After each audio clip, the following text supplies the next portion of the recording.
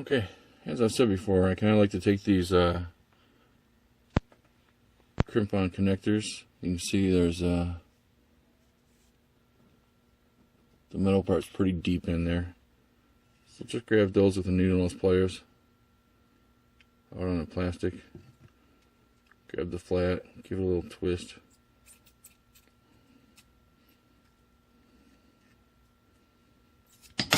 Oop, pull that off. Great for soldering on wire. Don't need the plastic sleeve because we'll use shrink tubing.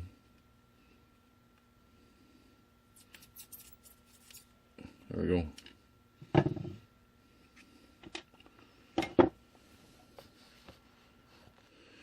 Alright, if you got the helping hands alligator clips that can clamp and hold the wire and the bracket all together at the same time, that's great, but a lot of times I like to just use a pair of vice grips. Good and heavy, it'll hold it flat. I don't have to hold the wire once it gets hot. You just set it in there. Take our solder, I'm using real solder with lead in it. Got the iron up good and hot. It should melt pretty fast. Hold it in there so it's on both the wire and the bracket. I figured it'd be.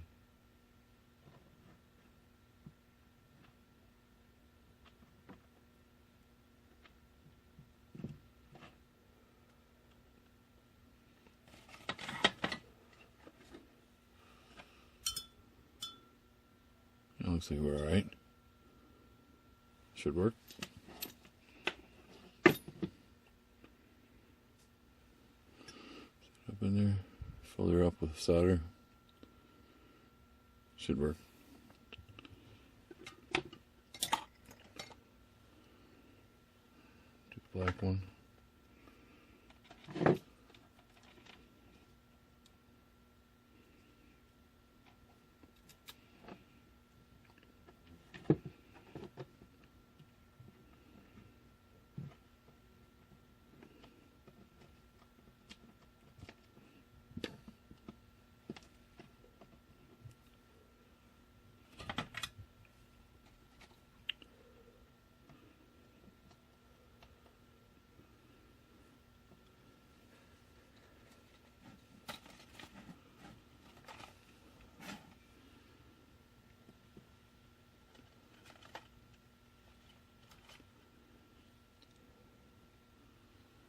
I'm blocking the view pretty good, aren't I? Yep, okay. And do it opposite handed here.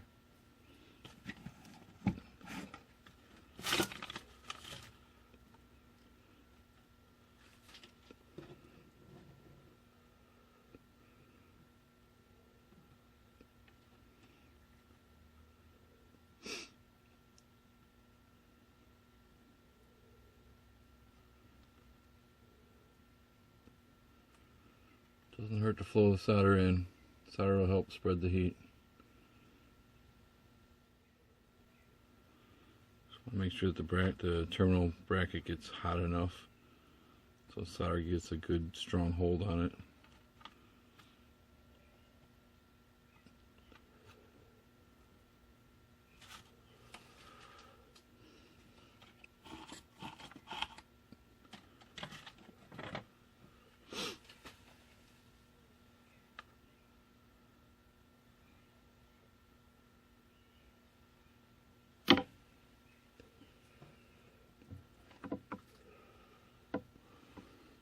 There we go. Should be good.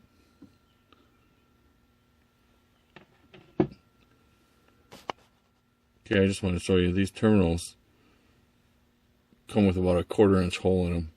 Sometimes it's not big enough. My holes in these kind of look a little wonky, but I had to hold them with pliers and drill them out a little bit bigger so I could put them on a marine battery and screw them down over the terminal and hold them in place. So for this one, I soldered these up so I could just have a power outlet on my marine battery. I'm going camping for for a weekend, and I happen to sleep with a CPAP machine. I want to be able to take it with me and power it off a small inverter, and we'll do that with 12 12 volt little 100 watt thing should be fine. Just had a terminal on there I just cut off. Just cut that off and stripped it. This one will be the same way. I'm just going to get rid of that terminal. Strip our wire. And the next task will just be making these one continuous piece. So I'm going to hook them to the battery and sleep good at night. I get out my shrink tubing. Be right back. I bought one of these kits here that it's just made in China, but shrink tubing of all kinds of sizes. It's going to last a long time. But I'll probably just use this. It'll shrink down fine. I don't worry about putting red on red and black on black. Black's fine and everything. I'm not worried about protecting the terminals down at this end because they'll be hooked on the battery terminals. But when you are going to solder, you do want the shrink tubing to be far enough away from the heat that it's not going to shrink just from the heat that you're putting in the soldering. So make sure you put that on first so you don't forget. Move it down. Come back to that later. We're just going to hook the black with the black. And twist it, kind of hold themselves together a little bit. Maybe set something on the wire so it doesn't move around. Doesn't need much. Just need it to not come undone while we're trying to solder it is all. Plenty of ways you can do it. Maybe a slightly longer section, or if they weren't already twisted. Turn the soldering station back on.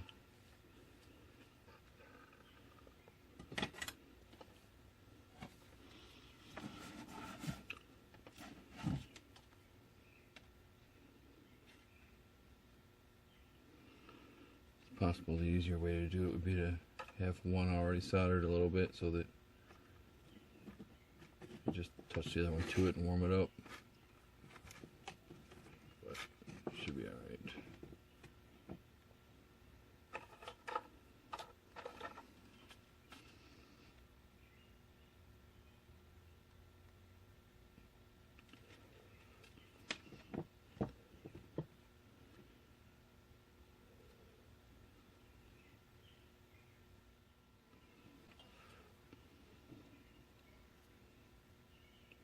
Soldering iron's under the wire, feeding the solder in.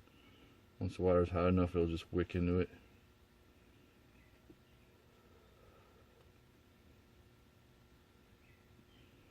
Give us a good strong joint.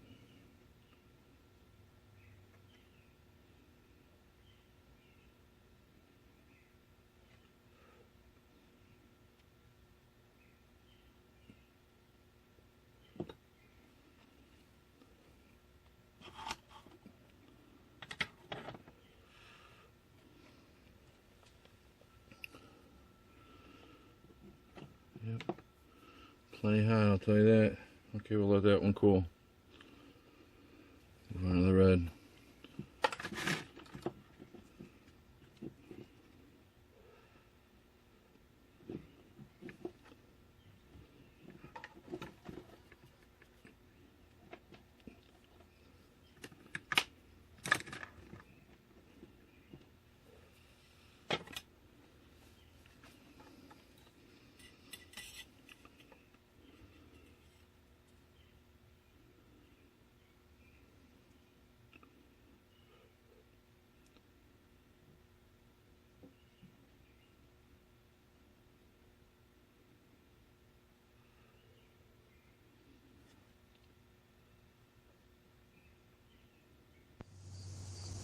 Okay, so if you're going to make one of these, you really want to make sure you get a marine battery. Because a regular car battery, if it goes down at about half charge, the battery's practically no good. It won't really come back or won't hold a good charge later when you try and charge it up. These marine batteries can go down pretty low, hold the charge for a long time, and you're not going to hurt it by taking it down to half and beyond. So make sure you get a marine battery. And then the other point of interest is my inverter.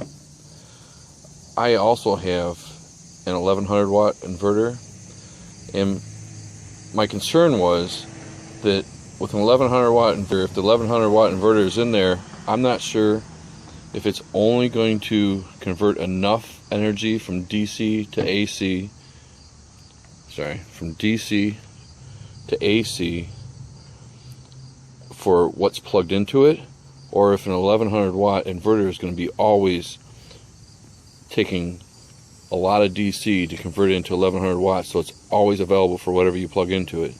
So my idea here was to go with as low a wattage as I could. This is 100 watts. It's a single outlet.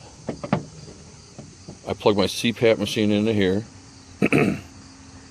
I usually always charge my phone battery at night. This is a 2 amp phone charger plug. And like I say, just plug her in. Try to do it one-handed. This one lights up blue, so inside the tent it gives it a little bit of light so you can find everything and plug it in. And I've used it for at least a 4-day trip in the tent with my CPAP machine for anywhere between 6 to 8 hours sleep every night, and charging the phone. And even on some of our last days we plugged it in just to charge up phones here and there, and I've never had it go dead, never had it run out. Another thing to point out is this little cap came with the battery, protect it from anything landing on it, shorting it out. I like to keep it on there, at least then if anything metal touches this for my camping gear or anything else, I don't have to worry about it shorting out and sparking and causing a fire or ruining shit, you know, along the drive or on the trip or whatever else. So I just like to leave that on there. What I might do is notch that out a little bit so it fits around this terminal better and sits down there tight, but it should be fine. The other thing about the marine battery that makes it nice is this built-in handle. I've carried this with me now on about 5 different trips, and it's doing great. Just the night before I go camping, I put it on my car charger on a 10 amp charge and just let it run all night long. I've never had a problem. The other nice thing about this inverter here is that it folds up.